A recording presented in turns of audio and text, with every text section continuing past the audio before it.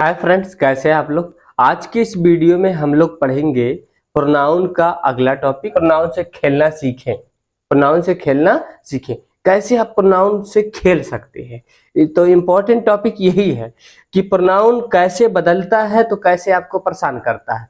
इस वीडियो के बाद आपकी आधी प्रॉब्लम सॉल्व हो जाएगी। तो चलिए शुरू करते हैं कि प्रोनाउन से कैसे खेलें। यह वीडियो आप तभी देखिएगा जब इसके पहले वाला पूरा लेक्चर एकदम सीरीज से देख के आइएगा। तो देखिए इसमें क्या बोला है। Rule number 1। रूल नंबर 1 में प्यारे मित्रों ये बोला गया है कि यदि इट इज हो, क्या हो, इट इज हो, इसके बाद यदि कोई नाउन हो या प्रोनाउन हो तो, ठीक है, यदि कोई नाउन हो और प्रोनाउन हो तो उसके बाद यहाँ पे जो है कोलन लगा के छोड़ दिया गया है। दो कंडीशन दिया गया है। पहला कंडीशन ये है, अगर प्रोनाउंस होगा तो उसका सब्जेक्टिव केस लिखा जाएगा। कौन सा case? Subjective case. Point number 1। दूसरा कंडीशन बोला है, वर्ब प्रोनाउन के अनुसार, जो वर्ब यूज होगा वह किसके अनुसार होगा? प्रोनाउंस के अनुसार होगा। किसके अनुसार होगा? प्रोनाउन के अनुसार होगा। ध्यान दीजिएगा, आपको ये बहुत इंपॉर्टेंट है, मैं फिर से रिपीट कर रहा हूं। यदि इट इज हो तो उसके बाद नाउन हो चाहे प्रोनाउन हो, दोनों में से कोई भी हो सकता है। लेकिन अगर प्रोनाउन होगा तो केस नंबर 1, कंडीशन नंबर 1 है, तो प्रोनाउन का हमेशा सब्जेक्टिव केस। मैंने प्रीवियस वीडियो में बताया था, सब्जेक्टिव को ही बोलते हैं क्या? नॉमिनेटिव बोलते हैं। क्या बोलते हैं? नॉमिनेटिव बोलते हैं। और दूसरा मैंने बताया था, ऑब्जेक्टिव को क्या बोलते हैं? एक्यूजेटिव बोलते हैं। ऑब्जेक्टिव को ही एक्यूजेटिव बोलते हैं। ठीक है, ये आपको पता होना चाहिए। अगर यहाँ पे आप कंफ्यूजन होंगे तो आपका क्वेश्चन क्या होगा? गलत होगा। समझ गए ना? अब आइए आगे देखते हैं क्या बोला है कि जो वर्ब होगा, ये वर्ब या किसके अनुसार होगा? प्रोनाउन के अनुसार होगा। प्रोनाउन अगर सिंगल नंबर होगा तो सिंगुलर वर्ब होगी, अगर प्लूरल नंबर होगा तो प्लूरल वर्ब होगी। ये चीज बहुत इंपॉर्टेंट है। बात समझे? आप लिख भी सकते हैं कि प्रोनाउन का सब्जेक्टिव केस प्रयोग होता है और वर्ब प्रोनाउंस के अनुसार लगता है। अगर सिंगुलर प्रोनाउन है तो सिंगुलर वर्ब लेगा, प्लूरल प्रोनाउन है तो प्लूरल वर्ब लेगा। तो आइए प्यारे मित्रों देखते हैं, जैसे कि एग्जाम्पल नंबर 1 बोला है इट इज आई। अब आपको यहां दिख रहा होगा पहले लिखा गया आई। आपको पता है आई सब्जेक्टिव केस है। कौन सा केस है? Subjective case. क्योंकि आई का ऑब्जेक्टिव केस क्या होता है? मी होता है। मैंने आपको बताया था। अपोजिटिव केस में आई का मैंने बताया था या तो माई होता है या तो क्या होता है? माइन होता है। अपोजिटिव में भी माई मैंने बताया था एडजेक्टिव होता है, माइन क्या होता है? प्रोनाउन होता है। तो ये चीज आपको पता होना चाहिए, है ना। अब आइए आगे देखते हैं, ये कौन सा केस है? सब्जेक्टिव केस है। अब आप देखेंगे कि इट इज आई। आप कहेंगे एम क्यों नहीं लगा? जी नहीं, इट है, इसमें देखेंगे डबल वर्ब होगी। इसमें क्या होगी? डबल वर्ब होगी। एक तो इज है, दूसरा क्या? हेल्प्ड है। ऐसे सेंटेंस में दिया हूं, इसको आप बनावट भी देखिएगा। ये नहीं जहां मन करे वहां यूज कर दें। ये इसी को क्लाज भी बोलते हैं, लेकिन फिलहाल मैं उस टॉपिक पे बाद में डिस्कस कर लूंगा। मैं ये बताना चाहता हूं, एक देखिए इज इट के लिए लगा है। आप देखिए जो वर्ब है ये क्या है? हैव है। हैव किसके अनुसार लगा? आई। तो आपको पता आई के साथ हैव लगता है। प्रेजेंट टेंस में आई के साथ क्या लगता है? हैव लगता है। बाकी हैव अपने साथ वर्ब की थर्ड फॉर्म लगता है ना, थर्ड फॉर्म लेता है। तो यहां तो सही है। अब आप कहेंगे कि ये जो यू है, यू किस केस में है? यू को छोड़ दीजिए, आपको इसको देखना है। यू भी, यू ऑब्जेक्टिव केस में हो। यू कौन से केस में है? यू ऑब्जेक्टिव केस में है। कौन से केस में होगा? ऑब्जेक्टिव केस में। क्यों होगा? क्योंकि ये ऑब्जेक्ट के स्थान पे है। ये भी आपको पॉइंट करने की बात है। आइए देखिए, इसी तरह बोला it was he. Was past tense में है, ही लगा है। ही सिंगुलर नंबर है तो ही के साथ यहाँ हैड लगा है। क्या लगा है? तो आपको पता है पास्ट टेंस में हैड सिंगुलर और प्लूरल दोनों के साथ लगता है। क्लियर है? तो it was he who had stolen my watch. तो ही के अनुसार हैड लगा और ये वर्ब की, मेन वर्ब की third form, my watch object. ठीक है, इसी प्रकार प्यारे बंधु आप देखेंगे इट इज, अब यहां लगा सी, क्या लगा है सी, और ये देख रहे हैं पास्ट इंडेफिनिट टेंस है, तो क्या बोला हु टोल्ड मी, है ना, इट इज सी, मतलब वही है ना, जो मुझे बताई, तो इट इज सी, है ना, या वही है जो मुझे बताई।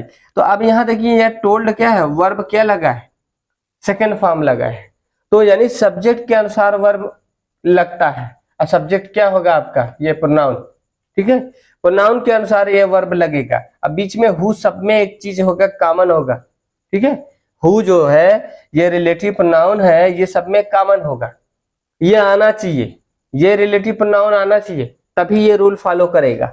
आगे देखिए, आगे बोला गया है इट वाज दे, अब यहां दे आया है, क्या आया है दे, और दे के साथ वर्ब क्या लगा है, प्लूरल लगा है वर्ब, तो it was they who were guilty, जो अपराधी थे, ठीक है। सेंस हम बाद में आपको जब टेंस पढ़ाएंगे इसका अर्थ निकालना तब सिखा देंगे, अभी मोस्ट इंपॉर्टेंट अभी आप रूल समझिए, सभी के अर्थ निकालने लगेंगे तो और कॉम्प्लेक्स हो जाएंगे, इसलिए हम अर्थ नहीं बेसिकली रूल बता रहे हैं। आइए देखिए, यहां पे बोला इट इज वी है, और वी के साथ वर्ब क्या है, प्लूरल आर लगा है, बात समझे।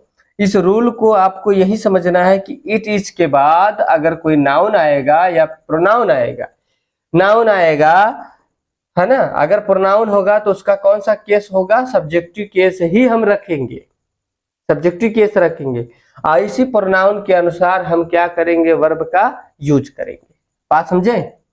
आगे देखिए, इट वाज रबी, अब देखिए यहाँ नाउन आ गया, it was rabi who was dishonest, तो रबी सिंगुलर है तो रबी के साथ क्या लगा वाज, तो वी प्लूरल था तो वी के साथ क्या लगा आर, दे प्लूरल है तो दे के साथ क्या लगा वर, सी के साथ टेंस में नहीं पहचान पाएंगे क्योंकि वो सबकी सिंगुलर हो प्लूरल दोनों के साथ वर्ब की सेकंड फॉर्म लगती है, मेन वर्ब की।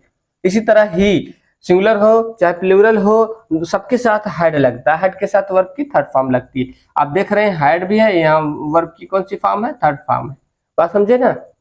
अब आइए यहाँ पे देखिए, इट इज माई ब्रदर, अब आपको यहाँ दिख रहा होगा माई ब्रदर, ब्रदर भी क्या है, नाउन है, my brother. Who is ready, who is reading, who is ready, अब आपको यहाँ दिख रहा है माई ब्रदर है, ब्रदर सिंगल नंबर है, नाउन सिंगल नंबर है, तो इसीलिए यहाँ क्या लगा, इज लगा, क्या लगा, इज रीडिंग लगा। अगर ये ब्रदर्स होता तो यहाँ क्या होता, आर या वर होता टेंस के अनुसार, बात समझे। इसी प्रकार यहाँ पे आपको ये चीज दिख रहा होगा कि इट वाज यू आया है, तो यू के साथ क्या लगा है, प्लूरल, तो इट वाज यू मतलब तुम ही थे जो झूठे थे, इसका अर्थ यही होता है तुम ही थे जो झूठे थे। तो यहाँ पे आप देख रहे हैं प्लूरल वर्ब लगा है, यहाँ पे आप देख रहे हैं सिंगुलर वर्ब लगा है, क्योंकि नाउन आपका क्या है, सिंगुलर है, ठीक है, ये जो नाउन है ये भी सिंगुलर है इसलिए सिंगुलर है, ये प्रोनाउन है, प्रोनाउन प्लूरल है तो ये भी क्या है, प्लूरल लगा है। तो ये बात आपको समझ में आ गई होगी प्यारे बंधु अच्छे से, चाहे नाउन आए चाहे प्रोनाउन आए उसी के अनुसार आपको वर्ब को क्या है, पुट करना है। आई होप आपको इतनी बात समझ में आ गई। अब आइए रूल नंबर 2 देखते हैं। रूल नंबर 2 भी इन्हीं के रिगार्डिंग है। आइए, जैसे कि क्या बोला है कि यदि वर्ब के बाद, हम वर्ब के बाद बोले हैं, यहां वर्ब आप समझिएगा मेन वर्ब, कौन सा वर्ब आपको समझना है, मेन वर्ब, मुख्य क्रिया। यदि वर्ब के बाद नाउन हो और एंड हो फिर प्रोनाउन हो, ठीक है, देखेंगे ध्यान से देखिएगा, नाउन हो एंड हो फिर प्रोनाउन हो, क्या हो, फिर प्रोनाउन हो, तो प्रोनाउन का कौन सा केस होगा, ऑब्जेक्टिव केस ही आप यूज करेंगे। किसका, प्रोनाउन का ऑब्जेक्टिव केस ही यूज करेंगे, बात समझिएगा। नाउन होगा एंड होगा, यहाँ प्रोनाउन होगा, तो जो भी प्रोनाउन आएगा उसका आपको ऑब्जेक्टिव केस यूज करना है मेन वर्ब के बाद, है ना। जैसे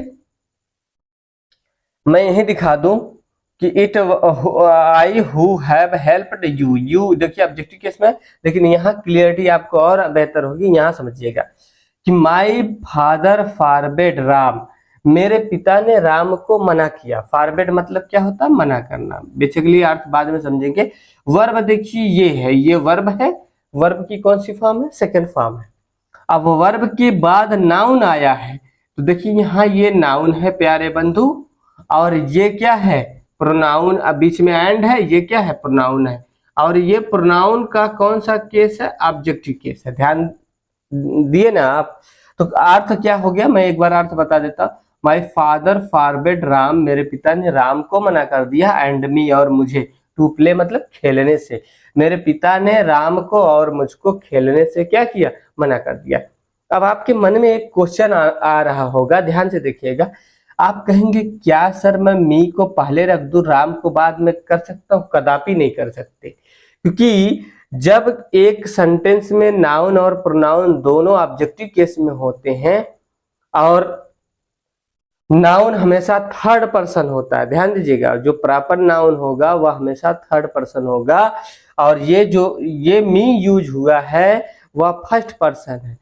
तो थर्ड पर्सन पहले लिखा जाता है, फर्स्ट पर्सन बाद में लिखा जाता है। अगर सेकंड पर्सन होता तो सेकंड पर्सन पहले लिखा जाता है और जो है थर्ड पर्सन बाद में लिखा जाता है। लेकिन यहाँ जुड़ा किससे है, यहाँ जो है मी किससे जुड़ा है, मी एंड से जुड़ा है, ठीक है। ये कौन सा पर्सन है, थर्ड पर्सन है। ये कौन सा पर्सन है, फर्स्ट पर्सन है। ये थर्ड पर्सन है, ये फर्स्ट पर्सन का ऑब्जेक्टिव केस है। बात समझे ना। तो ये फर्स्ट पर्सन में यहाँ छोटा सा बना देता हूं, ठीक है, समझ जाइएगा। आगे देखिए, द टीचर आस्क्ड, वर्ब कौन है, आस्क्ड। अब आपसे क्या बोला है, रवि, टीचर ने रवि से कहा, एंड हर और उससे कहा। तो यहाँ देख रहे हैं हर प्रोनाउन है और ये प्रोनाउन ऑब्जेक्टिव केस में है, जबकि रवि क्या है, रवि आप देख रहे होंगे कि नाउन है। रवि क्या है, नाउन है, टू आंसर। टीचर ने रवि और उससे कहा उत्तर देने को, ठीक है। इसी प्रकार माई ब्रदर टोल्ड राधा, मेरे भाई ने राधा, राधा शब्द यहाँ क्या नाउन है, क्या है, नाउन है, और यहाँ पे क्या है, प्रोनाउन है। प्रोनाउन का कौन सा केस है, ऑब्जेक्टिव केस है। अब आप कहेंगे यहाँ पे क्या हर पहले हो सकता है, जी बिल्कुल नहीं, वहां लिखने की भी जरूरत नहीं, क्योंकि ये भी थर्ड पर्सन, ये भी थर्ड पर्सन है। तो जब दो थर्ड पर्सन ऑलरेडी हैं, देखिए मैंने अभी आपको बताया कि नाउन हमेशा थर्ड पर्सन होता है, ये भी थर्ड पर्सन है, और आपको ये भी पता है ये भी थर्ड पर्सन है। बस ये नाउन है, ये प्रोनाउन है ना, ये नाउन है, ये प्रोनाउन। जब दो थर्ड है तो आगे पीछे करने का क्या फायदा, समझ गए ना, कोई फायदा नहीं, वही मिलेगा, थर्ड ही रहेगा, ठीक है। अब आइए देखिए, जैसे कि the principal allowed Ramu, principal ने रामू को आदेश दिया, ठीक है, एंड हिम और उसको, टू गो मतलब जाने का। ये भी देखिए, ये मेल है, यहाँ देखिए फीमेल है, ये भी फीमेल है, यहाँ ये मेल है, ये भी मेल है, ठीक है। तो कहने का मतलब क्या है, लेकिन दोनों थर्ड पर्सन है, ठीक है, दोनों क्या है, थर्ड पर्सन है। और आपको पता होगा ये प्रोनाउन है और ये क्या है, नाउन है। क्लियर है, कोई कंफ्यूजन नहीं होना चाहिए। वही मैं बोला, वर्ब के बाद नाउन होगा और एंड होगा, फिर प्रोनाउन होगा। प्रोनाउन किस केस में होगा, ऑब्जेक्टिव केस में होगा। अगर आप यहाँ ही कर देंगे तो सेंटेंस आपका गलत होगा, एग्जाम में यही करके देगा। यहाँ आपको सी करके देगा एग्जाम में, तो वही आपको करेक्शन करना होता। यहाँ पे भी सी कर देगा, यहाँ पे क्या करेगा, आई कर देगा। या तो क्रम उलट देगा, आई को पहले लाएगा या राम को बाद में ले जाएगा। मैं बता रहा हूँ बार बार आपको कि जो है थर्ड पर्सन पहले आता है, फर्स्ट पर्सन लिखते समय अंग्रेजी में क्या है, बाद में लिखा जाता है। अगर इसको उल्टा तो आप उलट दीजिएगा। बात समझ गए ना। आइए, यहाँ बोला है माय बॉस ऑर्डर्ड हरी, हरी भी थर्ड पर्सन है एंड हिम भी थर्ड पर्सन है, समझ गए ना। तो कहने का मतलब प्यारे बंधु ये है कि जब भी ये प्रोनाउन आएगा तो ये प्रोनाउन ऑब्जेक्टिव केस में होगा। आपको दिख रहा होगा ये नाउन है, ये प्रोनाउन ऑब्जेक्टिव केस में। अगर सब्जेक्टिव कर दिए तो क्या हो जाएगा, गलत हो जाएगा। अर्थ उसका क्या है अभी छोड़ दीजिए, 10 से बताएंगे आपको तो उसका अर्थ ऑटोमेटिक आप निकाल लेंगे, ठीक है। हाँ भाई, रूल नंबर 3 देखते हैं। रूल नंबर 3 में क्या बोला है, रूल नंबर 3 में, एक सेकंड थोड़ा सा गला सूख रहा।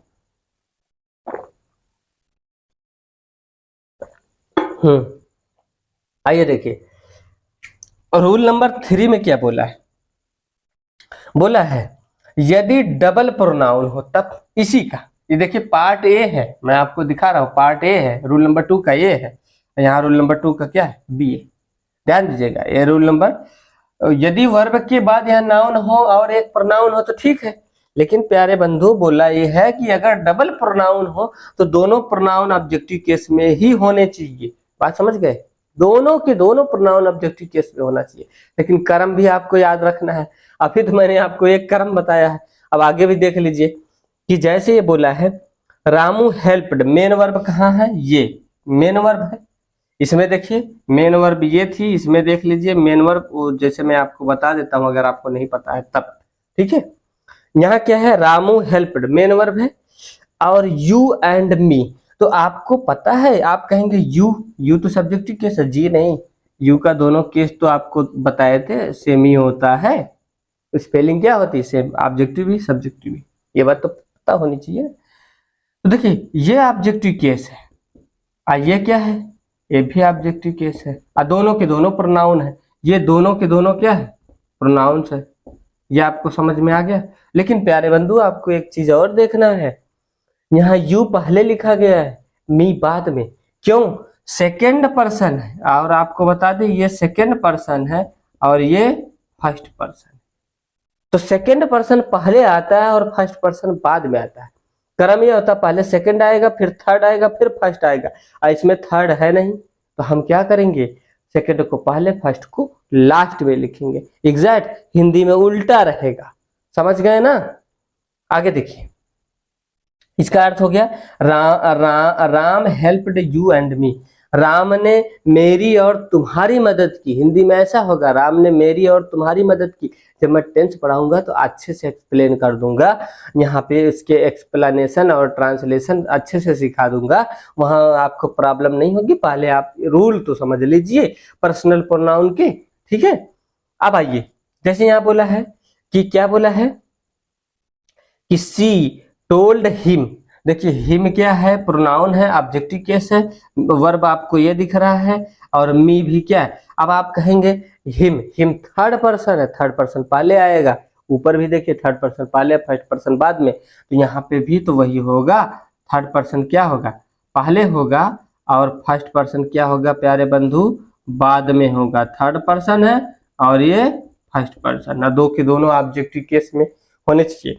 तो सी told him and me a secret, उसने मुझे और उसको एक सीक्रेट बताया। ठीक है, तो रवि टाट हर, अब देखिए यहाँ हर है, हर का ऑब्जेक्टिव, और आपको बताए थे ना सी का, आपको दो चीज बताए थे कि एक पॉजेसिव एडजेक्टिव भी हर होता है, ठीक है, और ऑब्जेक्टिव केस भी हर होता है।